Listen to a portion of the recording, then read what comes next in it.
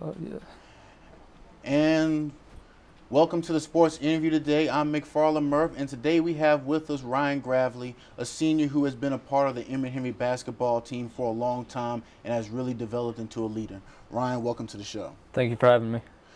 Ryan, we've been here. You came in with me as a freshman, going through orientation. It was boring, having to sign that piece of paper and that book about, starting the honor code and pretty much just transitioning into this school and getting used to it. And throughout that time, you came on to a basketball program that was really, struggling and really trying to find its way.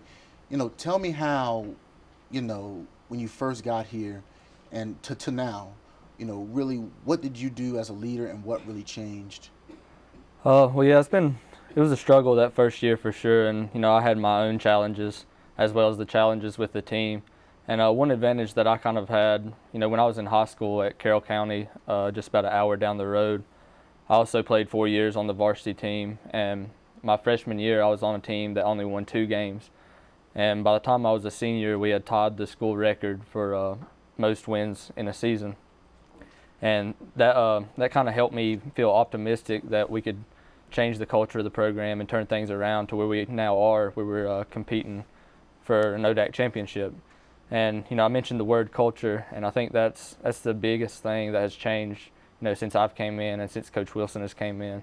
And he's done a really good job of implementing principles that, they don't just work on the court, but when we're off the court, we're doing the right things. And our chemistry has really built up over the last 4 years. Now you talk about culture.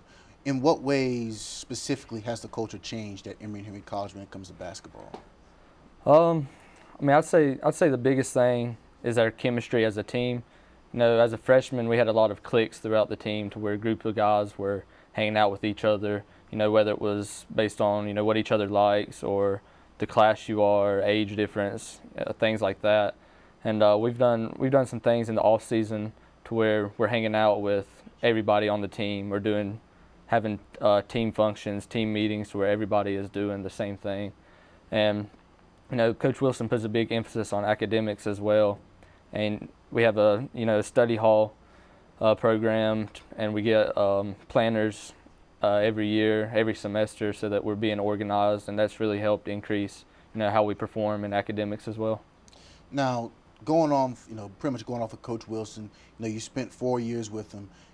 What is it about the basketball team? What is it about him, more per se, that you think that he's done to really uplift this program from where it was to it is now? Without a doubt, he just challenges us every year. For me, myself, each year he comes to me with new challenges for me to become a better leader and a better person. He talks a lot about what I can do on the basketball court to be better, but more importantly, he's helped me become a better person and challenged me to do things that I wouldn't even think of doing a few years back. And it's helped me build as a leader and help find other leaders throughout the team.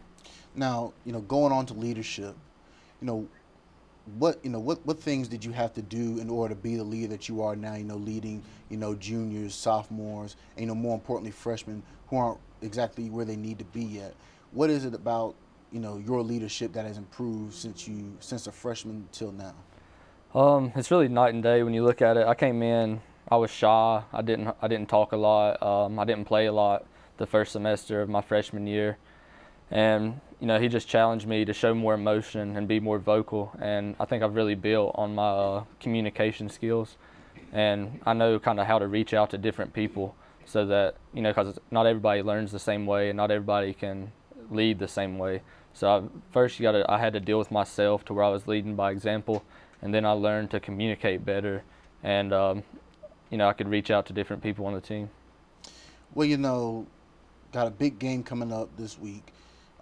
This Wednesday, excuse me. And we've seen a lot of different things that are happening this season. This team has really started to gel together. Even when you're down, you find a way to come back up. And going into the Shenandoah game, it was kind of like a back and forth game. You pretty much had it, in control at the last minute. Tell me what is it about this team now that's different as far as overcoming adversity and being able to come back and finish off big? I just think we believe in each other, and we know that every game's gonna be tough in the ODAC. You know, it's a tough schedule, and no matter who we're playing, we know that we have to bring our best, and that's a big thing we've been emphasizing. We don't want to necessarily focus on our opponents as much as trying to be the best version of the team that we can be, and we know if we do that, then we're gonna be tough to beat. Now, Ron, I'm just gonna give you some statistics here. You know, you're scoring 80 points per game. You know, you're averaging 36.6 for 3-point percentage. You're 77, about 78% free throws. You know, 13.7 assists per game and about 40 rebounds. You know, throughout the entire game total. You know, looking further into the season, what is it gonna take for you to really get past that threshold and make it to an ODAC championship? For us, it's all about defense. That's kind of been, ever since Christmas break. We've been a good offensive team all year long. Really, we know that we're balanced. We can score from the inside. We can shoot threes. Everybody shoots a good percentage from the free throw line. So if a team is trying to take away one thing, we know that we can beat them in another aspect of our game. So for us, it's really how we stop people, how we can be a better defensive team and come together as a defensive unit. All right, and pretty much the final thing here is, going up against Washington and Lee on Wednesday. Last time you played, you lost by 1 point. Pretty much everything went pretty well for y'all as far as the stats board. What do you think you need to do in order to be successful on Wednesday? Well, really that game we didn't come out with a lot of energy. We put ourselves in a hole early, and we were having to fight back the entire second half. I think this game Wednesday we should have learned by now, not just from Washington and Lee, but from previous games, that it takes 40 minutes of focus and energy. And I think if we come out with that mindset, we'll be successful. All right. Well, Ryan, we appreciate you having on the show, and we wish you the best of luck on Wednesday when you play WNL. All right, thank you. We will now send it over to the Sports Update with Andrew McClung.